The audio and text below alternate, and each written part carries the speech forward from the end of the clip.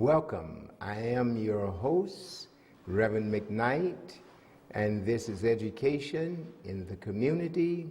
We shall be discussing the very, very pressing issue of race and the police relation in the African American community. We're privileged, we are honored to have as our guest the president of the Berkeley chapter of the NAACP, Mr. Mansoor Adim. Yes, sir.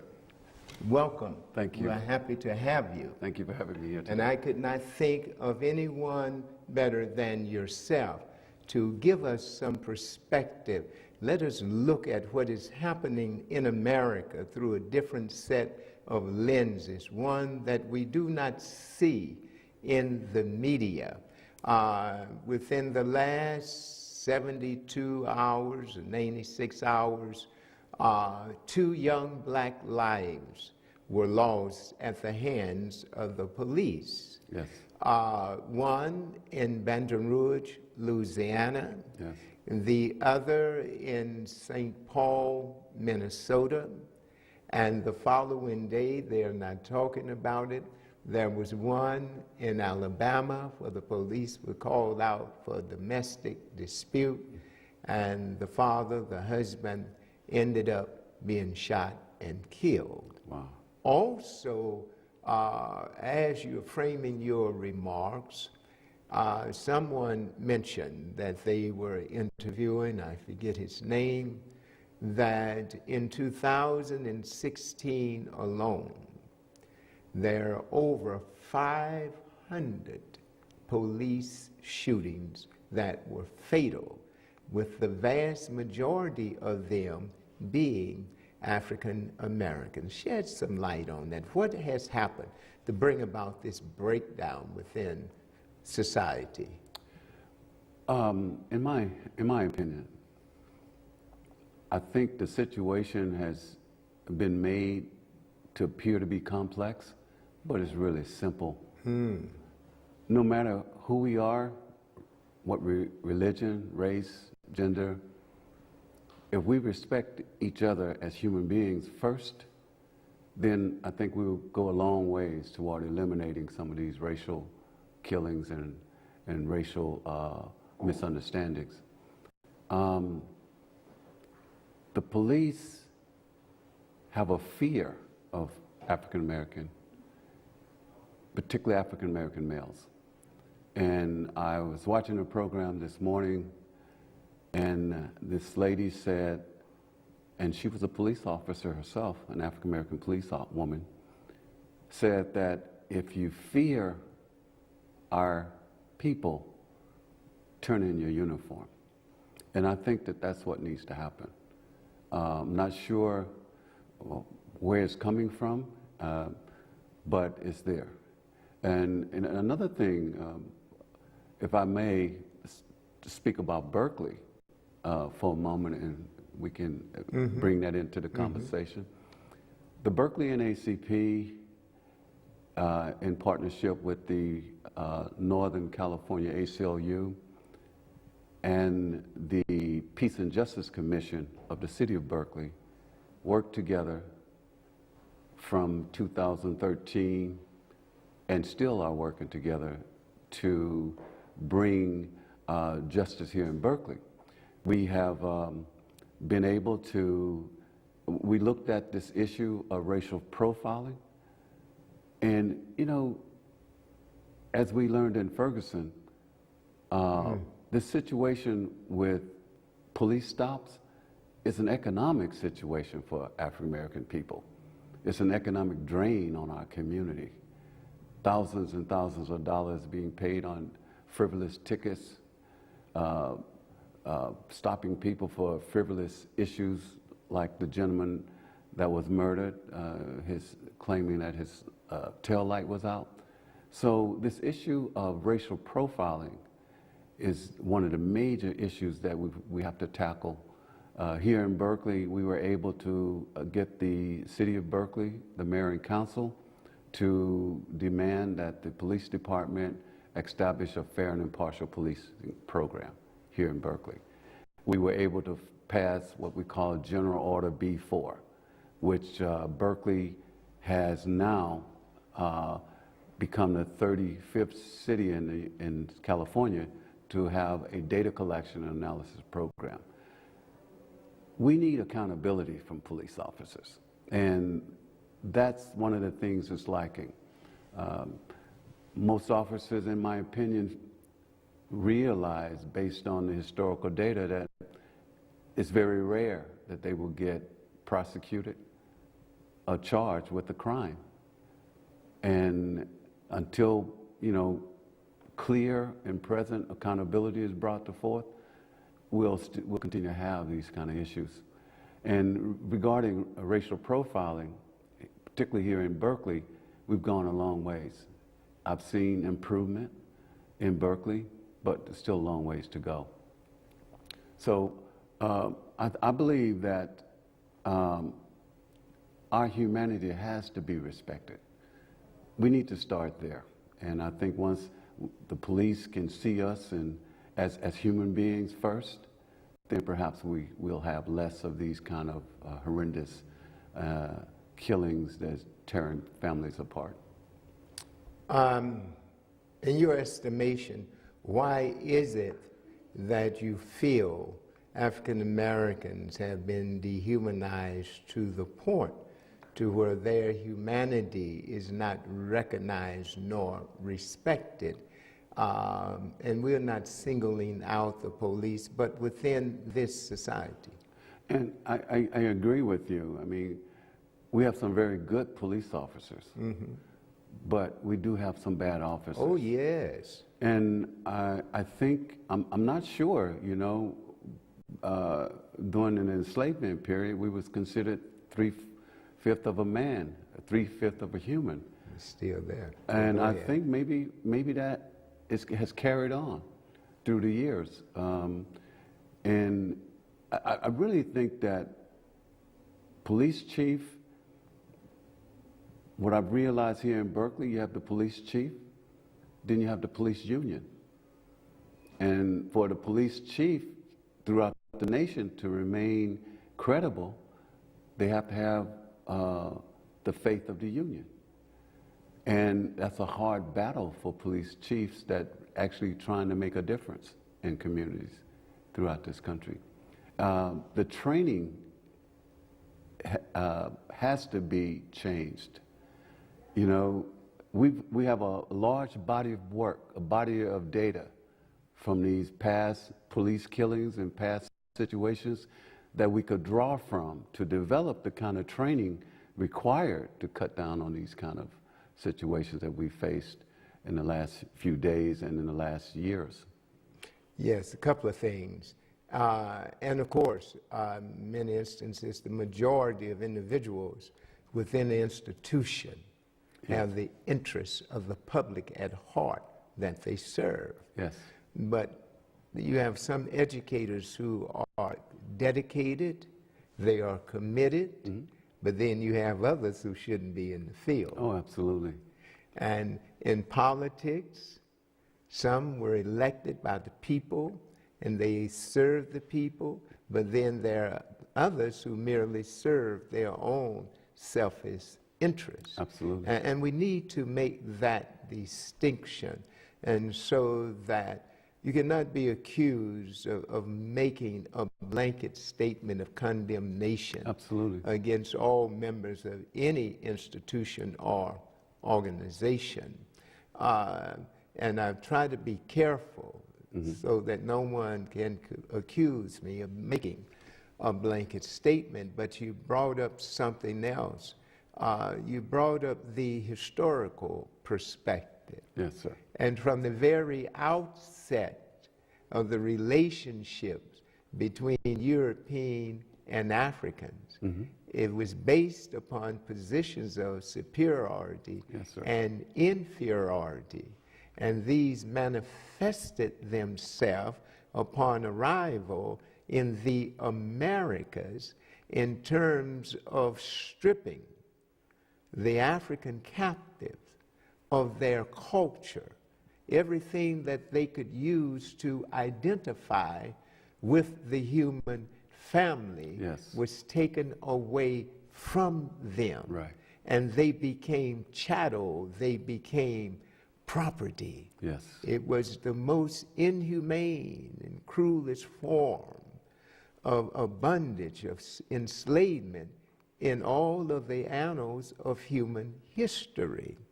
And you cannot put a chain, Frederick Douglass said, and I'm quoting him, that you cannot put a chain around the neck of one man without putting that same chain around your own neck. That's absolutely true. And so not only are we struggling with the residual of slavery that Dr. Akbar calls the ghost of the plantation, we're still dealing with it. But those who were the enslaver, their descendants are still dealing with that relationship of their foreparents as it related to African captives. Absolutely. They feel superior. Absolutely. But since they were so vastly outnumbered then, they always felt threatened. Yes. And I think this is the root cause of that fear. They never trusted the enslaved. They never trusted them. Well, I think that they felt that if slaves had power, they would do to the European the same thing the European had done to them. Yeah. That's never been proven to be true. No, to be true. Africans are the most forgiving people on the planet. Absolutely. Yes. On the planet, given the history of what has happened. Yes. It is not carried over It's not carried into over. the present. Yeah. I can speak a little bit to that regarding my own personal situation. I grew up in Marshall, Texas, during segregation.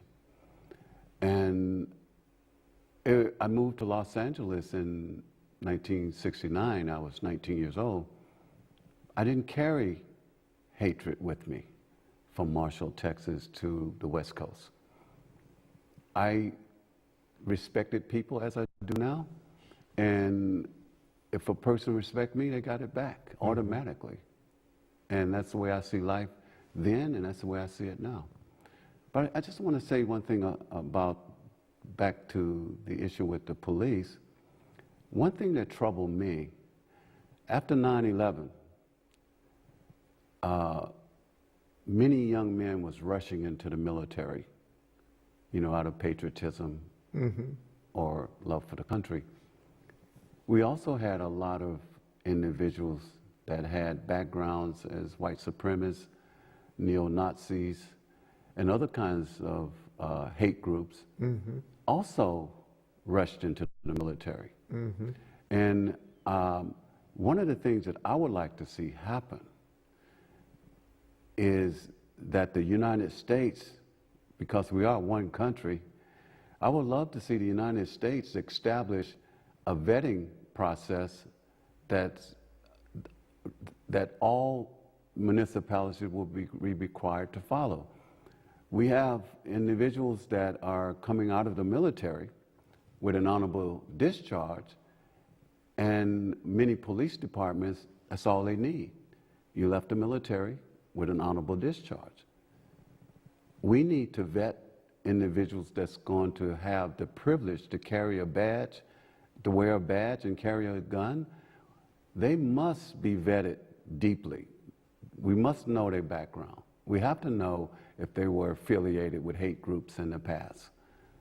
And I think once we develop the proper vetting process throughout the nation for individuals that's given that privilege, I think we will start seeing changes in the attitude of police officers at that point.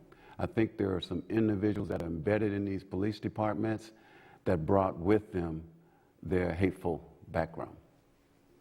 You anticipated my next question, and perhaps you can add to it, elaborate a little further upon your answer. But I wanted to ask you, what do you see as the possible solution?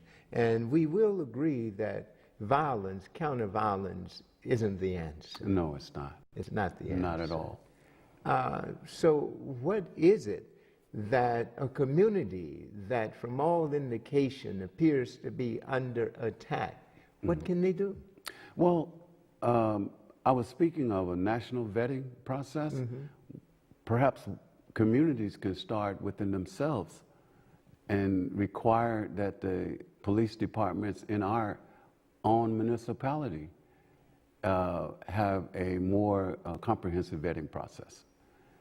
We want to keep the bad officers out because bad officers are bad for all officers. Yes, yes. You know, and I think that a bigger part of the problem is having those individuals as part of our local police departments. So once we can start moving and maybe gathering information and getting stakeholders in our communities to look at this situation of vetting. I mean, what if we didn't vet the people well that protect our president, you know, or our congressmen? So vetting is a very, very, when you're putting a gun in someone's hand, and that's a very, very serious privilege that they have, you know, to have a badge and have a gun. And we have to have a stronger process to make sure that we're getting the right people in for the right reason. Okay. Looking at it from another perspective, and you had mentioned it, you said there is a lack of respect Yes. for African Americans, Yes. particularly African American males. Yes, it is. And we looked at some of that historically. That respect has never been there. And of course, we know you cannot understand the present unless you go back and gain some knowledge Yes. of the past, which deals with history. And so we have looked at that, you know, a thumbnail sketch of what happened during that period of slavery. But here in 2016, what do you think needs to be done so that we can come closer in this generation? Because Dick Gregory said the one thing that yet eludes black people is universal social acceptance. Yes. So what can we do as a group to begin to demand this respect? Certainly, at the end of the day, it has to be accountability for the policemen has to be held accountable for their actions. And in addition to that, in my opinion, any officer that witnessed another officer committing a crime is also responsible to speak up. And I understand that the code blue, you know, among the police officers, it's almost like it is on the street, you know. The kids, you know, are taught not to tell on each other. And you see that same situation within the police departments. No snitching policy. But we have to get past that situation. In addition to that, here in Berkeley, I've had an opportunity to participate in a fair and impartial police training program here in Berkeley. And I was very thankful that I was invited to participate. There were police officers from UC Berkeley, City of Oakland, Albany, and the Berkeley Police Department. And this training was excellent. And following the training, I made a statement that if any officer leave this training and continue to police in the same way, they're doing it intentionally. Wow. Because the training was excellent. So, but within the training, this term came up, bias. And I'm sure lately we've heard a lot about biases, people having a bias. And matter of fact, it's said that we all are biased in some way or another. But I think what was, failed to be realized is that it's one thing to be biased if you have no power. But if you have power with bias, then that's a whole different situation. So you can't hold me accountable for my bias as if it's equal to a police officer or a judge that's biased. Because their decisions could be life and death or long-term imprisonment. So I think the conversation, we need to continue to have conversation around issues around biases, but we cannot hold police officers to the same level of scrutiny. They have to be held at a higher level of scrutiny than anyone else. Yes, you're right. You're right. And anyone can be prejudiced. Yes. Anyone can be biased. But anyone cannot be a racist. Absolutely. Absolutely. So we don't want to confuse black bias with white racism. Absolutely. Two different. Totally. Apples and oranges. Totally. Now, my predecessor, in the 70s, I think 70s or 80s, the late Dr. Richard D. Navies at Berkeley High, who was director of African American Studies and then chaired that department at Berkeley High School for a number of years. The Berkeley Police Department called upon him to conduct cultural sensitivity training for the Berkeley police officers. That was beautiful. And the reason I mention this is perhaps they need to go back to that model. It's nothing new. And when you find something that works, certainly we should use those principles over and over again. I think that would be a perfect model, for us to have. The NACP right now is, working with the school district, and, it's very unfortunate that we're seeing some of the same issues that I thought was settled issues, in their 50s, are raising their ugly heads again. Young black guys are being stopped, they're being suspended at disproportionate rates. I just got an article, the Antioch Public School District is being sued by the East County NAACP because of the same issues that I'm seeing in Berkeley. I thought I was reading about Berkeley, but it was Antioch. So, we have situations where we cannot accept anything less than 100% equity. We cannot accept it. No. And if not, now when? Yeah, no, we cannot accept it. No. And it's time that we are one of the few people, I never will forget, Dr. King said that it is the responsibility of the black clergy, the black preacher, to articulate the longings of the people.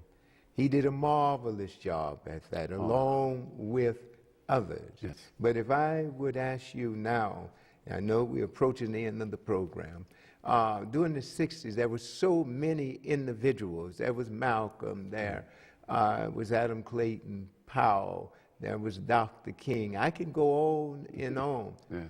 Who would you say is the national voice to articulate the longings of black people today?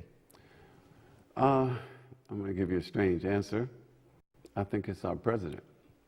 All right. President Barack Obama. Okay. And I think we're very fortunate that he's still a very young man. Yes, he is going out of office. And when he leaves office, he will be free to speak to some of the issues that he has been speaking to for 7.5 years. But openly. And he'll be able to speak to him openly. And I think that I'm looking forward to that day. And I think that we can expect him, no doubt one of the most brilliant individuals that I've ever seen. I think he's going to do very great things. He knows the situation, and I think that moving forward, he will be the one that will step forward and move the needle for as racism in this country and hopefully in the world. Would you say, in terms of the African American community nationally, that there is a leadership void? I don't think so. There might be a void in mainstream media highlighting our leaders, but I don't think there's a leadership void at all. I remember Minister Farrakhan a few years ago when he was interviewed by Donahue and he was interviewed by Arsenio Hall, which was told not to interview him, and both gentlemen lost their shows. And so I'll give you an example in my hometown, Marshall, Texas. During the time I was growing up in the 60s, there were no CNN or MSNBC. No. There was no national newspaper. So they were able to keep the community in the dark, or keep the community unknowing about various national issues, because they control the narrative and control the message. Very much like they're doing today. Yes. And if we look at this issue of race and the police, once again, as we're going to probably end on this note, what becomes then the responsibility, the obligation of the individual as well as the collective African American community, the individuals within it, but collectively, to let them know, society know, that that day is come and gone, and we won't tolerate this any longer. I don't think removing a police chief is the answer, because the police chief was not on the street. He didn't fire the gun. Absolutely. Why do they pay the police, send them on a vacation, and they could fire them? Absolutely. Reinstate them later on. Yes. But don't pay them a bounty for taking a life. You won't be able to answer that, but I want to invite you back. I would love to come back. Because we need to look at that. Yes, sir. It's like a reward. Yes, it is. And so we need to look at that. But I want to thank you, for being on the show. Thank you, you sir. very much. We look forward to next time. Thank you for sharing with us in this discussion. Until next time, this is Reverend McKnight saying see you.